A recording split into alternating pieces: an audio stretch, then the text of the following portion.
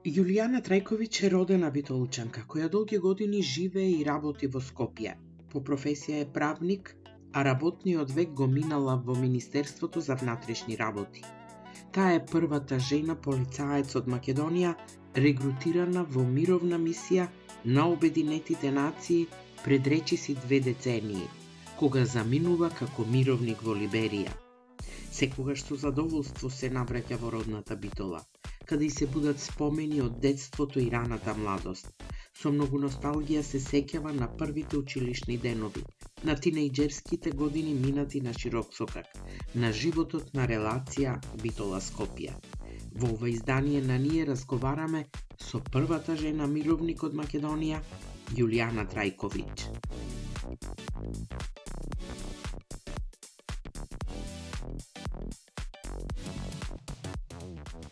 Во најавата кажавте дека сум родена битолчанка, точно. Мојата мајка е битолчанка, татко ми е скопјанец, родена сум во минатиот век и како што се така некако се е како еден порив за нешто да се случува, првата телеграма дека мајка ми е породена ја праќаат во Скопје каде што бил татко ми службено и во телеграмата пишува дека сум машко. Додека не се роди сестра ми Олја, јас бев прво машко дете во семејството, меѓутоа кога се роди сестра ми Олја, веќе станавме 2 сестри и од тогаш сум женското.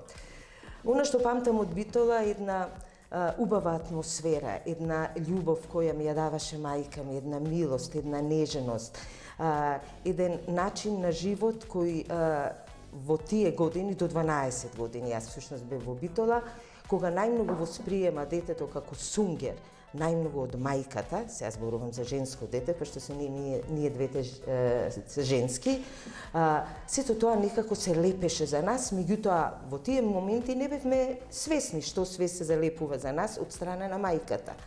Од страна на таткото, кој беше пилот и го држеше овде аероклубот, и инструктор за авиони и така натаму, затоа можеби во некоја друга програма, он го имаше другиот дел од воспитувањето на децата.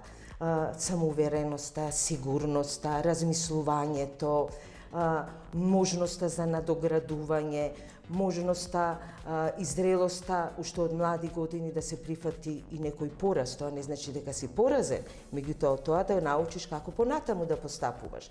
Така да, една хармонија во живеењето, повеќе се излегуваше надвор, секоја вечер бевме излезени на широк сокак и јас памтам се враќам од широк сокак и јас пеам песни.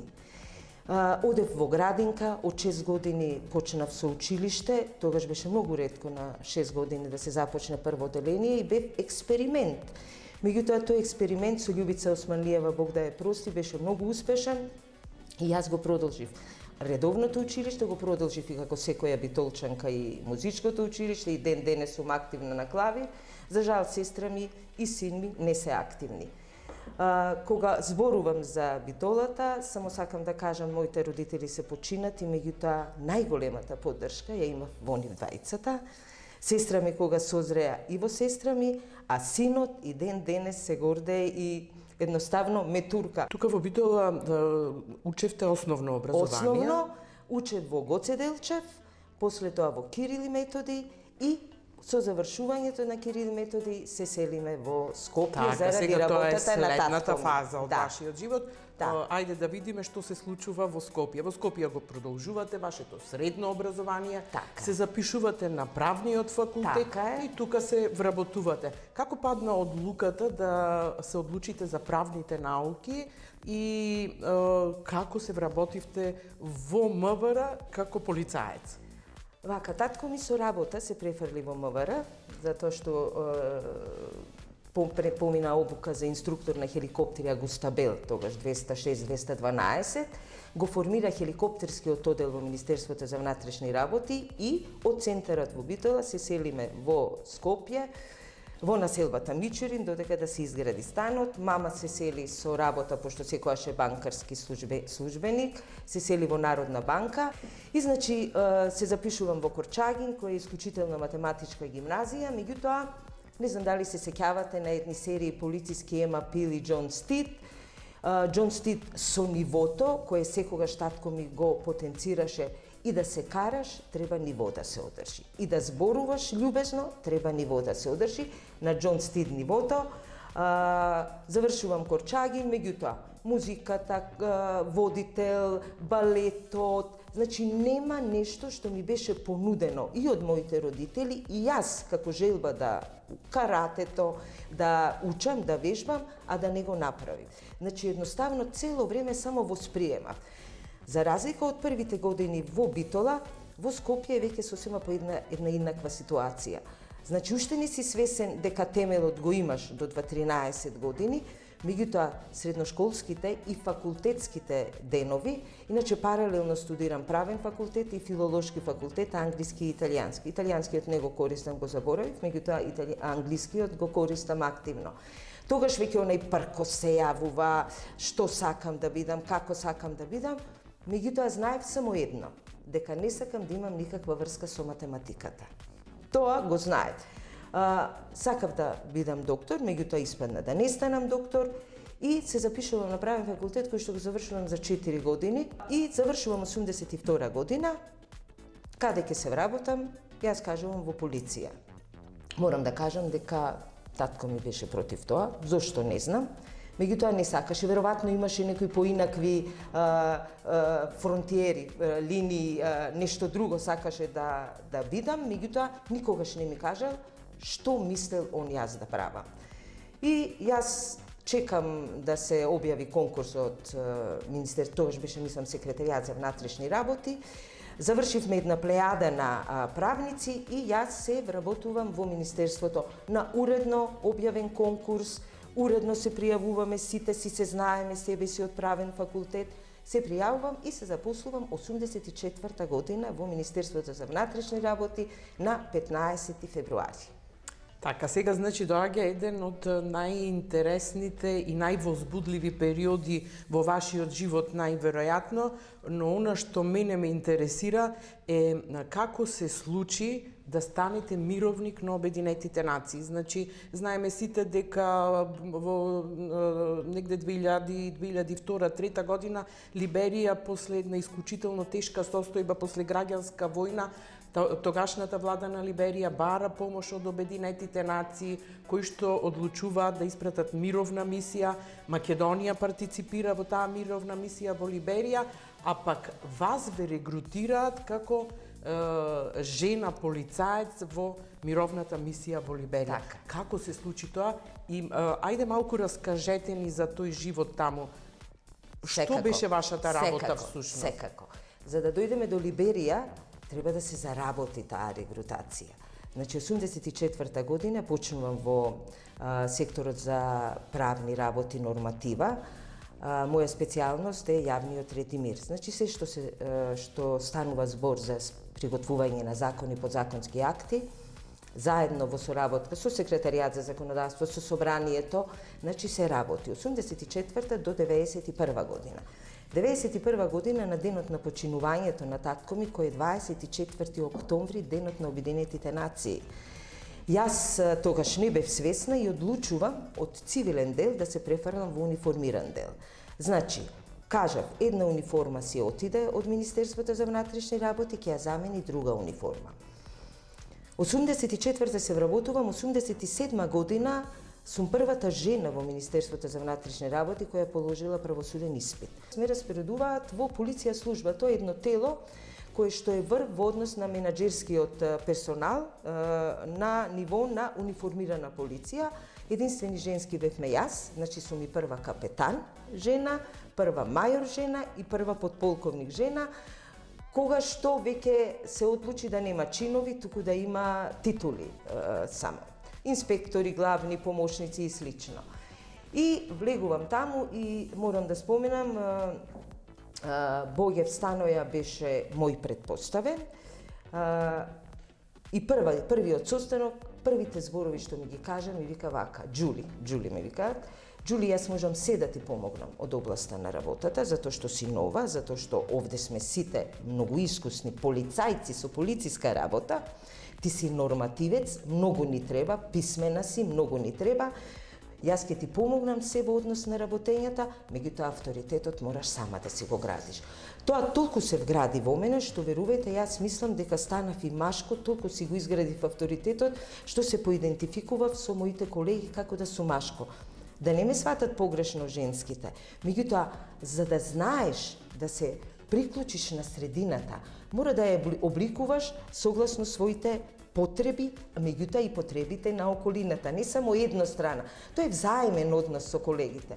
Помина фантастични денови и сега морам да почнам вака. Значи, 1991 година Македонија се осамостојува, станува субјект на меѓународната сцена, се докажува внатрешно како самостојна, независна, демократска држава, се покажува билатерално во однос на останатите држави и се дава можност тоа да го прави и нормално на меѓународната светска сцена, без оглед дали се тоа Обединетите нации или се Меѓународниот комитет за Црвен крст, дали е тоа ОПСЕ.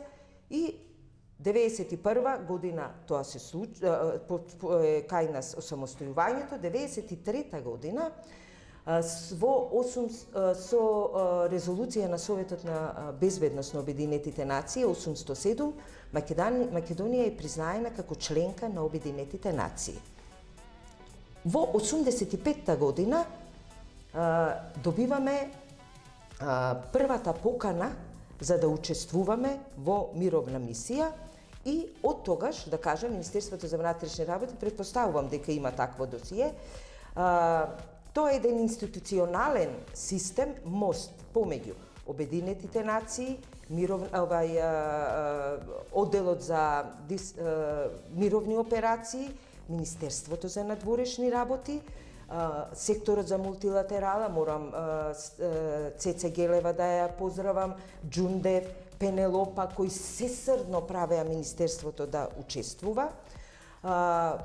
И од таму доаѓа покана до Министерството за внатрешни работи и до Министерството за одбрана. Што се случува во Министерството за одбрана не знам, меѓутоа јас ги водам предметите од 1995 година со резолуции, да се следи.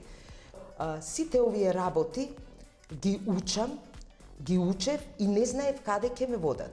Меѓутоа, никогаш не одбив работа, без оглед кој ја дава, се однесува на Министерството за внатрешни работи, меѓутоа никогаш не реков знам, ако нешто не знам. Почесно беше да се каже не знам, отколку да се каже знам. Значи имавте очигледно богата кариера и едно исклучително искуство. Сакам повторно да ве вратам на Либерија. Аплициравме по 15 до 20 вработени во Министерството за внатрешни работи, ме одбраја мене, ајде сега да ја завршиме работата. Морам да споменам дека апликацијата беше примена во една политичка провиниенција, замина таа политичка провиниенција, дојде друга политичка провиниенција. Сега, она што беше завршено со предходниот министер Љубомир Михајловски, требаше да го продолжам со наследничката Гордана Јанкуловска како министер. Морам да кажам дека министрите совршено соработуваа во однос на се што требаше да се направи за успешност. Гордана Јанкуловска како министер ја донесе уредбата со законска сила и упатствата во Министерството за да има една сериозна правна база за партиципирањето во Либерија. Одам во Либерија, тоа е држава која што се наоѓа во Гвинејскиот залив, еве покажувам тука, која што има околу 90.000 километри квадратни површина, за споредба Македонија има околу 24, која што, како што напоменавте во вашата најава, повеќе од 15 години, од некаде 79-та година до 2003 година, повеќе од 15 години е во граѓанска војна, каде што населението страда, каде што се убива, каде што се силуваат жените, девојчињата се злоупотребуваат и во 2003, значи Либерија е земја каде што 1821 година ослободените робови од Америка се носат, ја населуваат територијата и ја кажуваат, еве Либерија како изгледа, ја кажуваат дека знамето каде што е само една звезда е всушност звездата која недостасува во американското знаме. Во тоа време само 15% беа писмени, 95% не беа писмени, има многу племиња, затоа имаше и граѓанска војна. После законот за аболиција, ми се чини дека 1862 година, сите робови се ослободуваат на американскиот континент, Северна Америка, и кој сака се префрла во Америка. Одам јас во Либерија. Јас на 15.9.2003 година донесена е резолуција на Обединетите нации 1509, која што дава можност да се формира мировна мисија во Либерија, и врз основа на таа мировна мисија доаѓаат сите барања за регрутирање на мировници, и врз основа на таа резолуција јас одам во Либерија. За скоро тие 2 години јас имав 5 позиции. Првата позиција во мисијата ми беше советник за DDRR процесот. Тоа го имавме и во Македонија. Тоа е процес на демобилизација, деактивација, ресоциализација, реинтеграција на поранешните борци, советник за либериските прашања на жените, тим лидер на Induction Training Unit, тим лидер на САД во Кенија и во Либерија. Го почнуваме проектот, со една енормна сила даваме на сите либериски жени. Мораш да бидеш рол модел на либериската жена која била силувана од полицаец, да ја кажеш дојди да бидеш ти полицаец. Сето тоа жените либериски го разбираат. Тоа се фантастични жени кои што те гледаат и те слушаат и очекуваат спас и работат да се спасат. Го зголемуваме за повеќе од 10% бројот на жени во полицијата. 123 жени завршуваат со комплетна едукација. Значи, требаше да стане атрактивно, ги привлекуваме. Стела Мари Политехник Колидж го довршуваат средното образование, тоа беше условот да се заврши средно образование, затоа што за време на војна ни една од нив не можеше да оди. Оди во полициската академија, каде што останатите држави, меѓу кои Соединетите Американски држави, Јордан, Германија, учествуваат во нивна едукација, и после завршувањето они се вклучуваат директно во работата во полицијата. Момент кој што за мене беше дојдена и председателката, лично им ги даде дипломите, и морам да спомнам, председателката, не знам колку пати се видов со неа, сакаше не на дневна база, на часовна база да знае што се случува со проектот, колку жени се пријавени и дали имаме проблеми. Значи, едно милје, еден простор, не аеродром, туку сите аеродроми на светов собрани како можност за работа.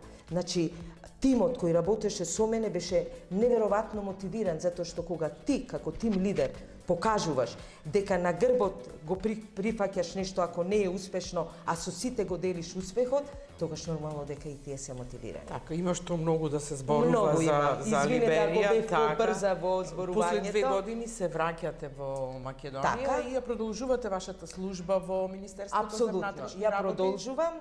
Мислев дека на друго работно место ќе ја продолжувам, меѓутоа тоа што ми беше понудено, тоа го прифаќам и работам.